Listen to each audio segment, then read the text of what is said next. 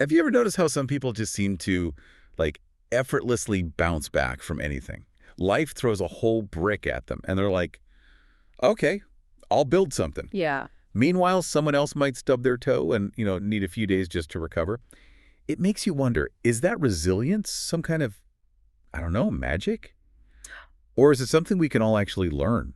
It's a really great observation. And what's interesting is, well, no magic wand needed here. Okay. This ability to recover, to adapt, even thrive when things get tough. hmm It isn't really some built-in gift. It's actually deeply rooted in what we could call the power of true positivity. True positivity. Okay, that sounds yeah, less like just a mood and more like something you do. Yeah. Because positivity can sometimes feel a bit vague, right? Like just think happy thoughts. Are we talking about something deeper? Exactly. It's not about just, surface level happiness. Mm. For this deep dive, we're really going to explore the incredible power of positive thinking. Yeah. We'll need to distinguish between true positivity and that trap of toxic positivity. Right. Then we'll unpack its surprising benefits, and these are backed by science across your physical health, mental health, relationships, even how long you might live. And maybe most importantly, we're going to share a practical four-step plan for you to cultivate it in your own life. Yeah, because in today's world, it's so fast-paced, stress is everywhere, feeling overwhelmed is, well, pretty common for a lot of us. So this knowledge really could be transformative for you listening. It's way more than just a pep talk. Definitely, it can really shift things. So let's break this down. Because when we talk positivity, there's a really important difference between the real thing and, well, the kind that doesn't really help. That seems crucial. We hear that phrase, toxic positivity, thrown around a lot.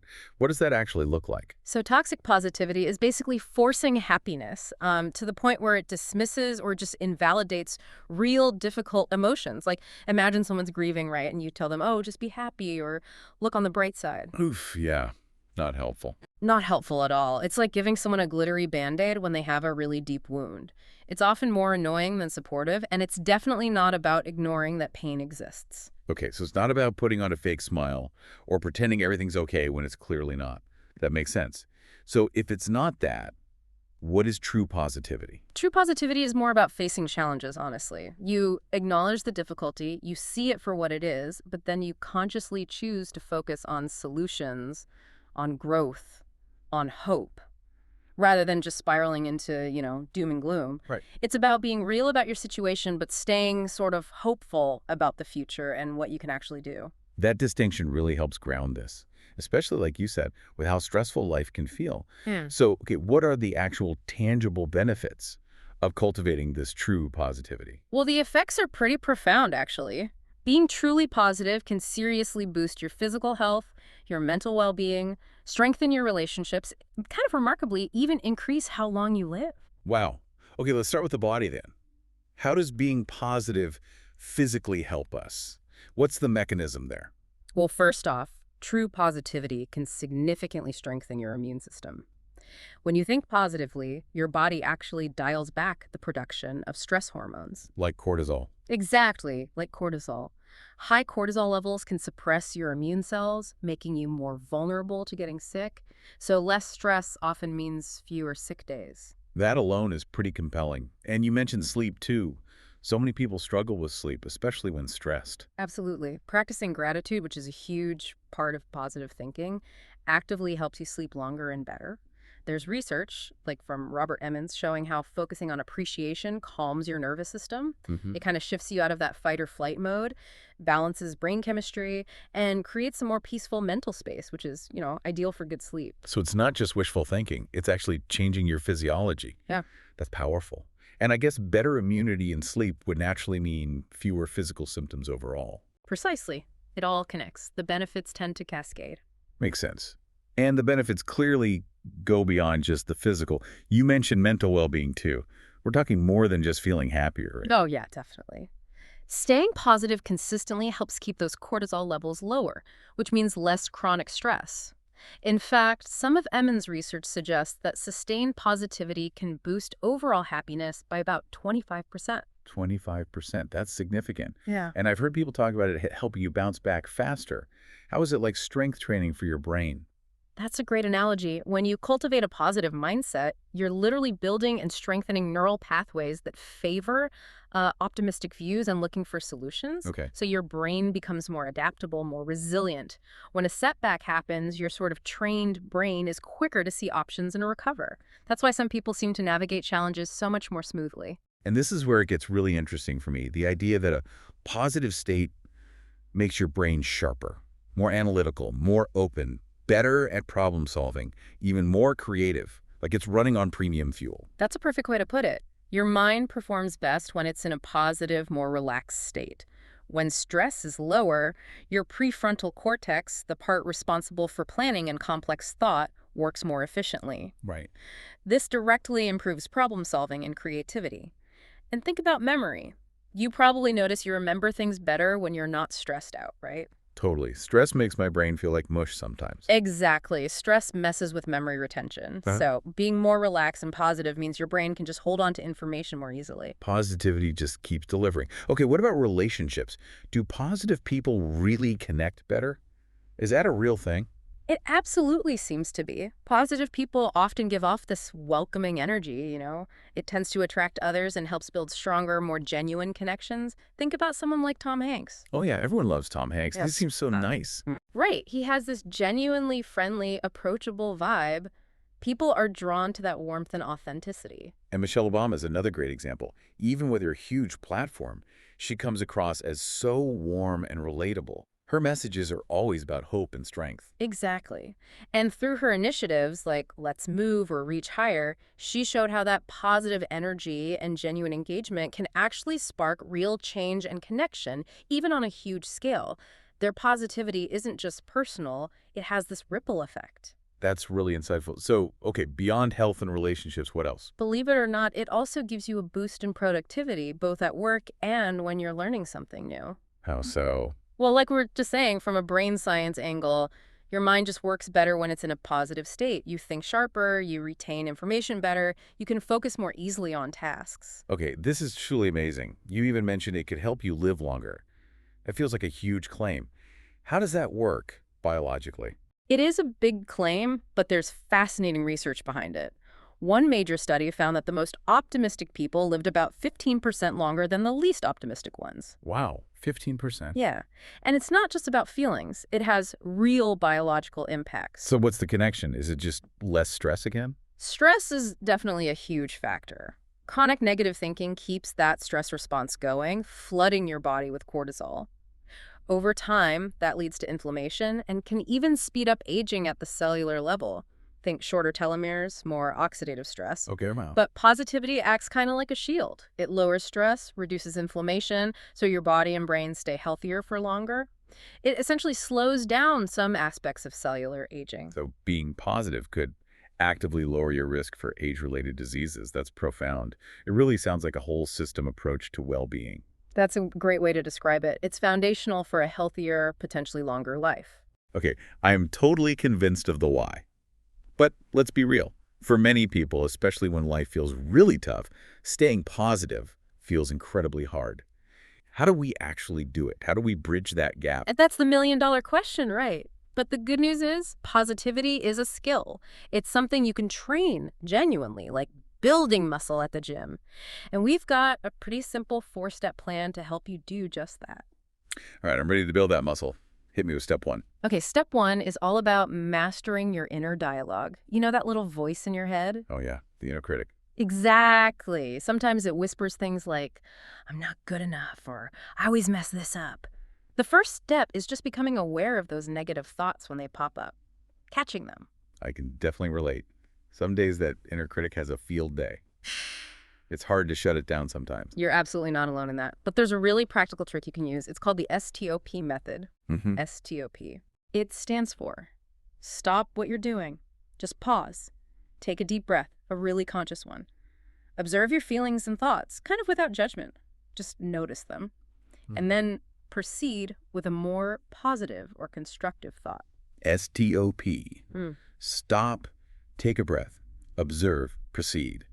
That sounds simple, but does it work in the moment when you're really feeling down? It really can.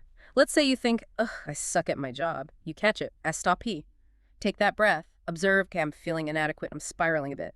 Then proceed.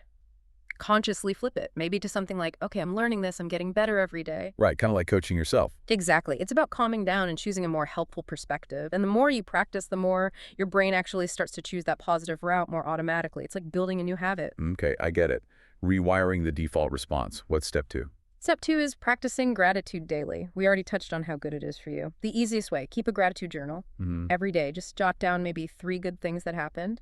Does it have to be big stuff? Or can it be like, I had an amazing sandwich for lunch? The amazing sandwich totally counts, anything big or small. The key is just consistently noticing and acknowledging the good. You could also try writing thank you letters to people who've made a difference. That's super powerful too. Okay. But what about really tough situations? Like, say, getting laid off. It feels almost wrong to look for gratitude there. Is it about faking it? Not at all faking it. It's about trying to find the opportunity, even in the chaos. In a situation like a layoff, maybe you reframe it. Is this a chance to learn something new, explore a different path, maybe find a job that's actually a better fit? I see. It's not pretending the layoff is great. It's asking, okay, this is hard, but what could be good about this? What opportunity might be hidden here? It trains your brain to stay hopeful, even when things are genuinely difficult. That makes a huge difference. Proactive reframing, not ignoring the pain. Got it. What's step 3? Step 3 is all about protecting your energy and building positive relationships. Well, Actively doing it. okay, that can feel tough when the world seems full of negativity sometimes. What are some small things you can actually do?